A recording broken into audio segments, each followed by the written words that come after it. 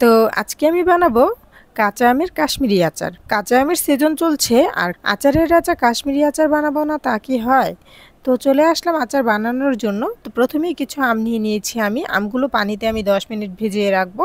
এতে করে আমের মধ্যে যে কষটা আছে বের হয়ে যাবে। তো আমি খোসা সহই কিন্তু আমগুলো খুব ভালো করে ধুয়ে তারপর ছেঁকে নিয়ে নিব একটা ছাঁকনির মধ্যে। তারপর কিন্তু আমি আমের গায়ে যে পানিটা আছে খুব ভালো করে শুকিয়ে নেব, একটা কাপড় দিয়ে মুছে নেব। তো খোসাগুলো ছেলার পর কিন্তু আমি আর এগুলো ধুয়ে নেব না। এই আচারটা কিন্তু সারা বছর রেখে খাওয়া যাবে। তো আমার এই টিপসগুলো ফলো করলে কিন্তু 1 বছর অবধি এই আচারটা কিচ্ছু হবে না। এই আচারটা কিন্তু 1 বছর অবধি রেখে খেতে পারবেন। তো আমি আমগুলো কেটে নিয়েছি, চলে আসলাম। তো একটা বাটির মধ্যে নিয়ে নিয়েছি আমগুলো। তো আমগুলো কিন্তু আমি একটু লম্বা লম্বা করে কেটে নিয়েছি, দেখুন, দেখে হয়তো বুঝতে পারছেন। তো এখানে আমি দিয়ে দিলাম পরিমাণ মতো চিনি। তো আপনারা চাইলে কম বেশি করে দিতে পারেন, চিনিটা সমস্যা নেই। তো চিনিটা আমি খুব ভালো করে আমের গায়ে মাখিয়ে 3 ঘন্টার জন্য রেস্টে রেখে দেব। তো 3 ঘন্টা পর চলে আসলাম, দেখুন চিনিটা গলে কিন্তু অনেকটা পানি উঠে গেছে। আর আমগুলো যেহেতু চিনির মধ্যে ভেজানো ছিল, তো আমগুলো কিন্তু একটু শক্ত হয়ে যাবে, মানে গলে যাবে না জাল করার পরও। তো এখানে চুলায় একটা কড়াই বসিয়ে দিয়েছি আমি। কড়াইটা গরম হওয়ার পর সম্পূর্ণ আমটা আমি ঢেলে দিলাম চিনির শিরা সহই। তারপর এখানে আমি দিয়ে দিলাম মরিচের গুঁড়ো পরিমাণ মতো, আর কি আপনারা ঝালটা যেমন খেতে চান ঠিক তেমনই দেবেন। তো এখানে সামান্য পরিমাণ মরিচের গুঁড়ো দিয়ে দিয়েছি, দিয়ে দিলাম পরিমাণ মতো লবণ, তারপর দিয়ে দিয়েছি জর্দা রং। এখানে আমি সামান্য পরিমাণে জর্দা রং দিয়ে দিয়েছি আর কি, কালার।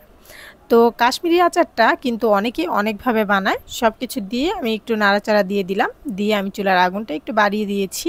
তো বেশি না, মাত্র 10 মিনিট আমি জাল করে নেব, চিনির পানিটা শুকিয়ে নেব আর আমটাও সেদ্ধ হয়ে যাবে এর মধ্যে। তো এখানে আমি কিছু শুকনো মরিচ দিয়ে দিচ্ছি, শুকনো মরিচ আর কি দানাটা ফেলে টুকরো টুকরো করে দিয়ে দিয়েছি। তো কাশ্মীরি আচারের মধ্যে সৌন্দর্যটা কিন্তু এটাই, শুকনো মরিচটা উপর দিয়ে দিলে খুব সুন্দর লাগে দেখতে। তো এখানে দিয়ে দিলাম আমি 1 টেবিল চামচ ভিনেগার। তো কাশ্মীরি আচারটা কিন্তু অনেকেই চুনের পানির মধ্যে ভিজিয়ে রাখে অনেক সময়, মানে অনেক ঝামেলা। আমি যেভাবে বানাচ্ছি এই আচারটা ঠিক এইভাবে বানালে কিন্তু একদম সহজভাবেই বানানো যায়, আর সারা বছর কিন্তু এই কাশ্মীরি আচারটা রেখে খেতে পারবেন। আর এর স্বাদ কিন্তু অনেক। তো মাত্র 10 মিনিট জাল করার পরে কিন্তু আমার আচারটা হয়ে গেছে, দেখুন। তো আমার আচারটা হয়ে গেছে, আমি চুলার আগুনটা বন্ধ করে দিয়েছি। তো ঠান্ডা হওয়ার পর আমি একটা বাটির মধ্যে নিয়ে নিয়েছি, দেখুন। আচারটা দেখতে যেমন লোভনীয়, খেতে কিন্তু অসম্ভব মজা। তো আমি এই আচারের বয়ামে ভরে রোদে দেব। কাচের বয়াম কিংবা প্লাস্টিকের বয়াম যে কোনো একটাতে ভরলেই হবে, কোনো সমস্যা নেই। তো প্রথম কয়েকদিন রোদে দেবেন, আর যদি চান ফ্রিজে রেখে খেতে পারেন। তো 1 বছর অবধি কিন্তু এই আচারটা কিচ্ছু হবে না।